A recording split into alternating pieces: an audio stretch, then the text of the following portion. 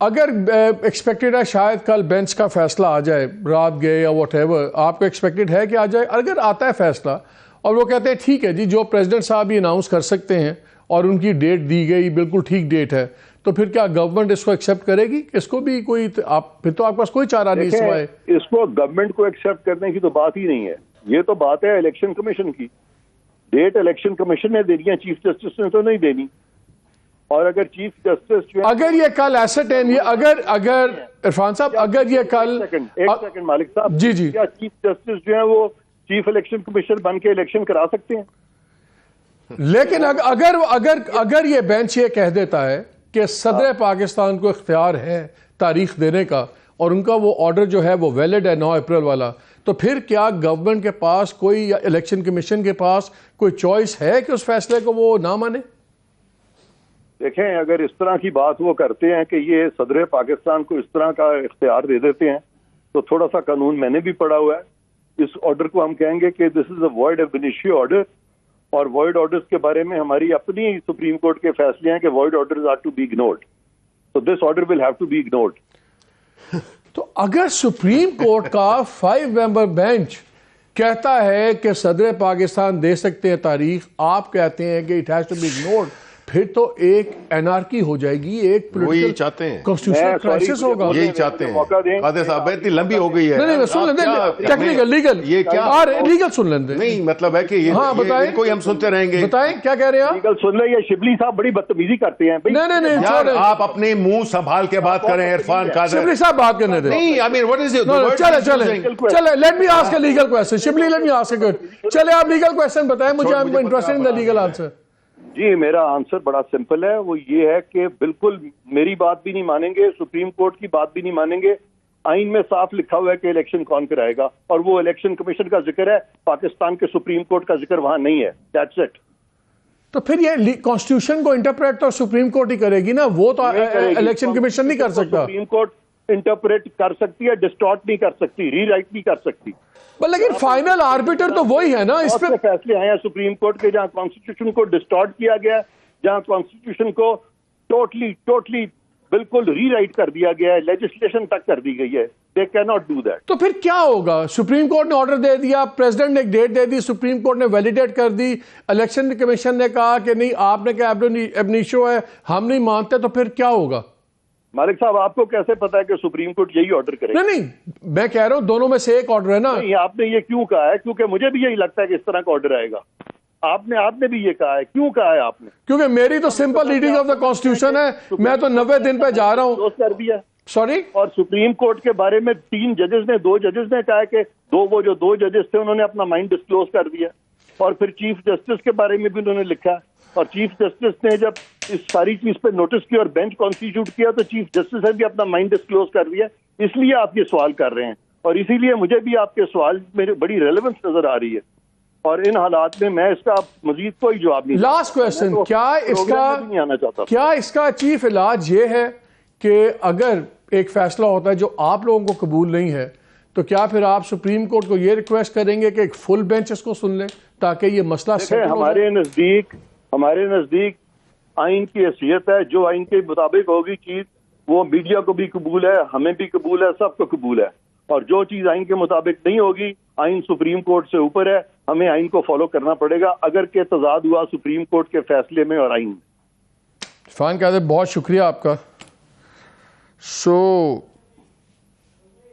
یہ تو بڑی الارمنگ سچویشن ہو گئی ہے. اگر وہ کہتے ہیں کہ ہم اس کو نہیں مانیں گے اگر یہ ایسی چیز ہوتی ہے، پھر آپ لوگ کیا کریں گے؟ دیکھیں ہم نہیں کریں گے، ان کو سوچنا چاہیے. ان پہ آرٹیکل 6 لگے گا، کیونکہ یہ آپ نے ان کی گفتگو سے سن لیا. پہلے تو جو چلیں وہ تو چھوڑے نا، ایروگنس جو ہے چھوڑے آگے چلیں. نہیں آگے تو چلیں. یہ ٹیمپرز آپ سب کے ہائی ہو جاتے ہیں. ہمارا ٹیمپر ہائی نہیں ہے. دیکھیں جب ایک قانون کو سپوزٹلی سمجھنے والا بندہ جو کہ اٹارنی جنرل بھی رہ چکا ہو، وہ اگر اس طرح کی بات کر رہا ہے کہ سپریم بھائی آپ کا پیشہ آپ کا جو ہے تو جو چلے اسے آ جائے نا، کیا کریں گے آپ لوگ؟ کیا کریں گے؟ دیکھیں اگر آپ اس پہ بحث بھی کر رہے ہیں نا تو آپ بھی کنٹریبیوٹ کر رہے ہیں. مالک برا نہیں منائیے. میں یہ کہہ رہا ہوں، دیکھیں میں یہ کہہ رہا ہوں کہ ایک سپریم کورٹ ہوتی ہے جس کا کہ کام ہے کہ وہ جب معاملہ گڑبڑ ہو جائے, یعنی کہ پھنس جائے کسی ایشو پہ, ٹیکنیکل پہ, تو سپریم کورٹ آئین کو انٹرپریٹ کرتی ہے.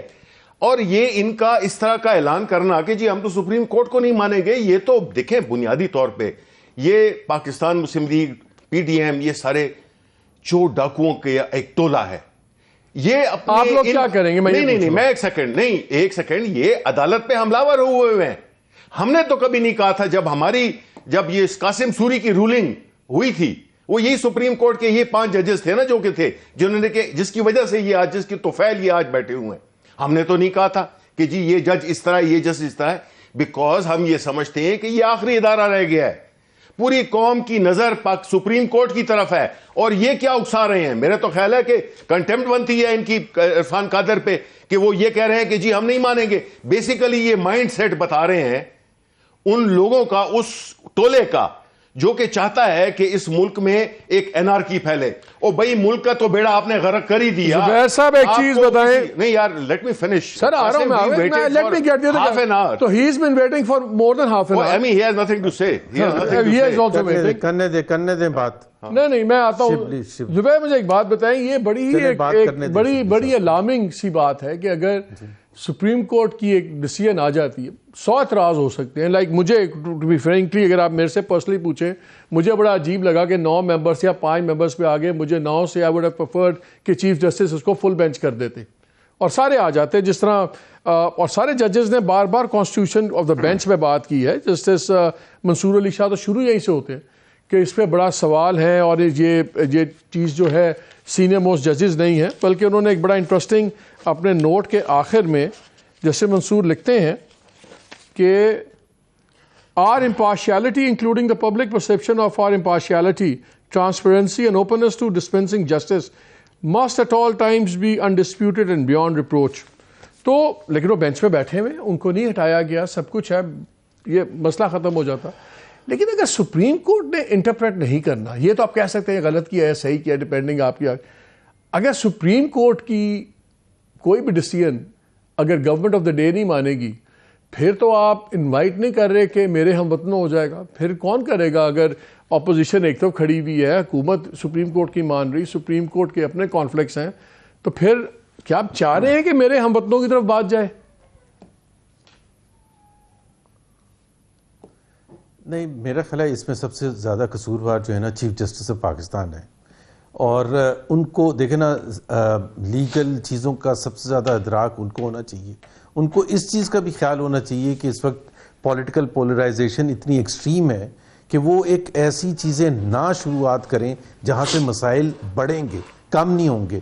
یہ ایک بچہ بھی دیکھ سکتا تھا کہ یہ جس قسم کا بینچ بنایا گیا تھا اور جس طرح سے بنایا گیا تھا, مطلب ڈوگر صاحب کا کیس ریویو کر رہے ہیں اور اٹھا کے انہوں نے سو موتو کے لیے کہہ دیا چیف جسٹس کو.